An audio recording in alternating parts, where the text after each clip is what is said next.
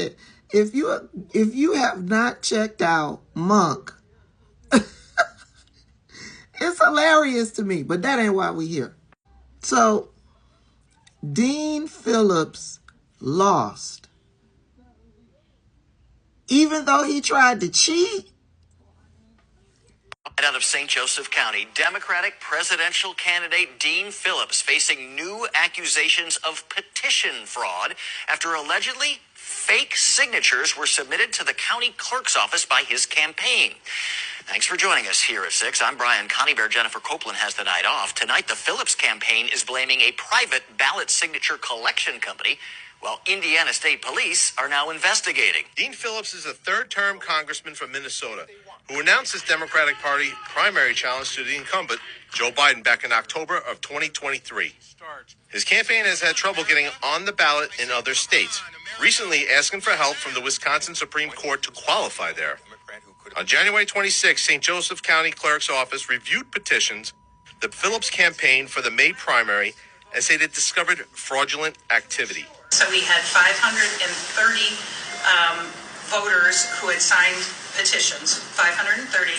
And of those 530, according to our due diligence, our protocols, our following the process, we found 19 that were valid. St. Joseph County Clerk Amy Rolfs notified the County Election Board, Indiana Election Division, the Secretary of State, and the Indiana State Police for further investigation. We have confirmed that Indiana State Police is investigating this matter. Deputy Clerk Tricia Carrico explained that an entire petition which holds up to 10 voters' signatures and addresses was a cause for alarm. When I was reviewing one of the pages, just one page in general, the addresses were not valid. So they were made-up addresses. Ross also reiterated why she believes signatures and photo identification requirements are important. Election fraud is not a conspiracy theory in St. Joseph County. It is real, and this incident demonstrates why signature requirements and photo identification are essential elements ensuring our elections are honest and fair. We reached out to the Phillips campaign, and they provided the following statement.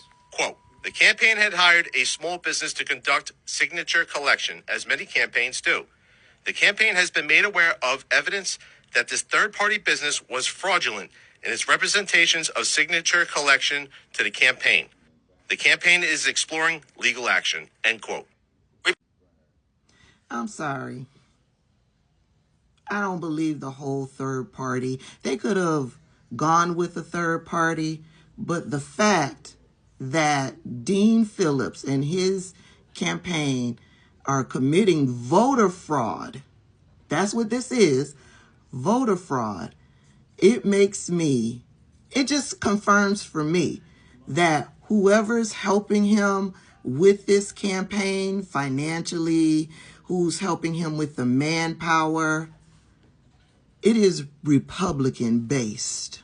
All this talk about voter fraud, dead people voting, all of those who have been arrested and charged with voter fraud have been Republicans.